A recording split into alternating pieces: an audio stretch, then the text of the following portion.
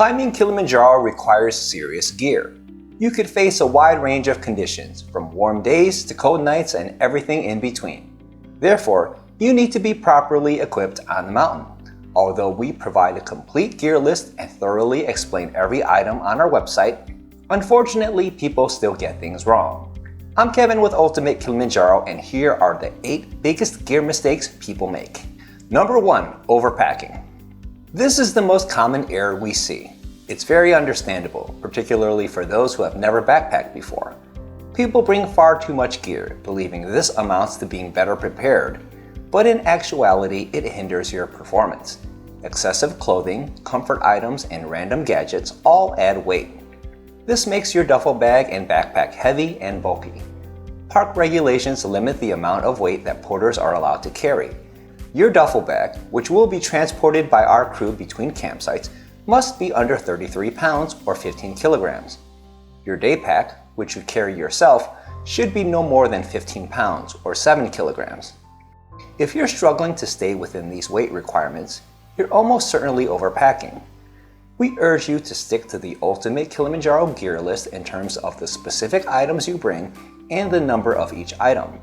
Scrutinize everything, especially if it's outside our list, and ask yourself whether you truly need it. When it comes to clothing, it is expected that you will wear many of the same items for more than one day. There are trips where I have worn one shirt, one pair of pants, and the same underwear every single day, even to sleep. Don't worry, our gear list is far more generous, allowing multiples of these items, but I want to hammer home the point that you don't need and shouldn't have fresh clothes for every day. Re-wearing clothing is common on Kilimanjaro and other alpine expeditions. It may sound dirty, but it's the norm. Number 2. Wearing non-hiking apparel. Street clothes and casual wear aren't built for the demands of Kilimanjaro. They don't wick moisture, regulate temperature, or block wind and rain. They're not breathable, lightweight, or made for sustained use over days of hiking. Proper hiking gear is made for performance in challenging mountain conditions. Hiking jackets, shirts, pants, shoes, and accessories are specifically designed for trekking. Even clothing made for other sports may not be suitable. Ski clothing, while technical, is often too heavy, bulky, or insulated for long-distance hiking. It works in extreme cold, but not in the changing conditions found on Kilimanjaro. And everyday sneakers lack the grip and stability of trail shoes or boots. So come equipped with gear that is meant for the trail. Number 3. Bringing a light down jacket only. If you're a regular viewer of our videos, you know that I'm always talking about down jackets. Why? Because it's one of the most important pieces of gear, yet it's often mishandled. I'm well aware that people get away with wearing light down jackets on Kilimanjaro. They return and confidently tell others that this is all you need. But the truth is, they got lucky. Fortunately for them, they encountered mild temperatures and conditions. If they got hit with a fierce snowstorm, they would be singing a different tune. Your down jacket should be well insulated to protect you for the worst possible scenario. If all you have is a thin down jacket, you're gambling with your life that the weather won't be bad. Don't be a person who fails the summit due to the cold. You can watch our video on down jackets to find the best options. Number 4. Packing only warm clothing. Some people are so afraid of the cold that they leave out lightweight clothing. Yes, Kilimanjaro gets chilly, especially at night and near the summit. But during the day and at lower elevations, it can actually get quite hot. If all you bring are thick jackets and heavy base layers, you'll overheat. That's why I always start with lightweight base layers and hiking pants.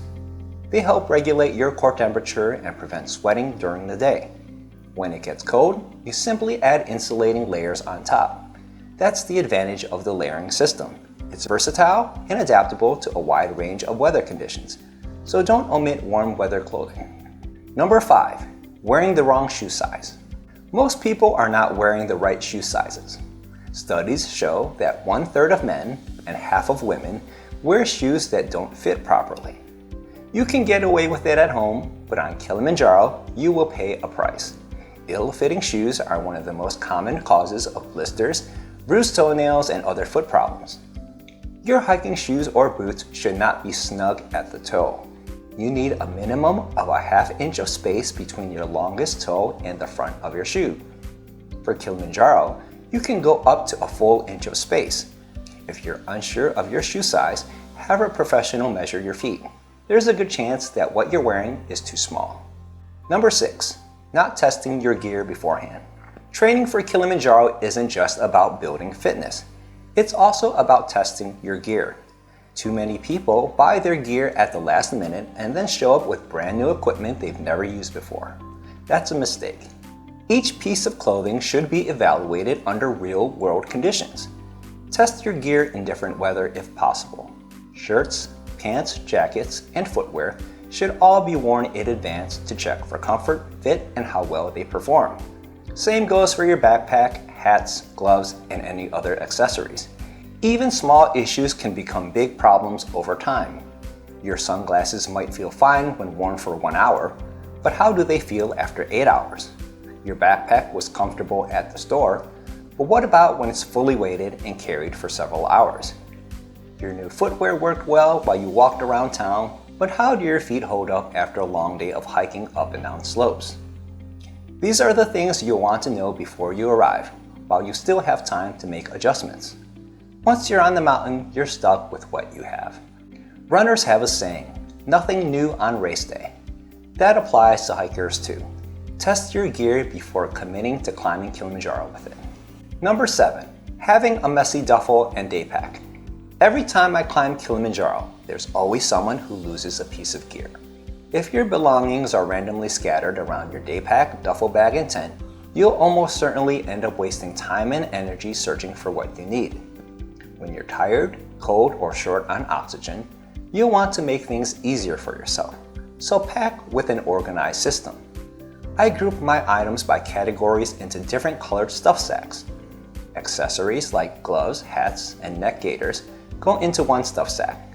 Electronics like chargers, headlamps, cables, and batteries go into another. Toiletries and medications make up another category, as well as snacks and electrolytes.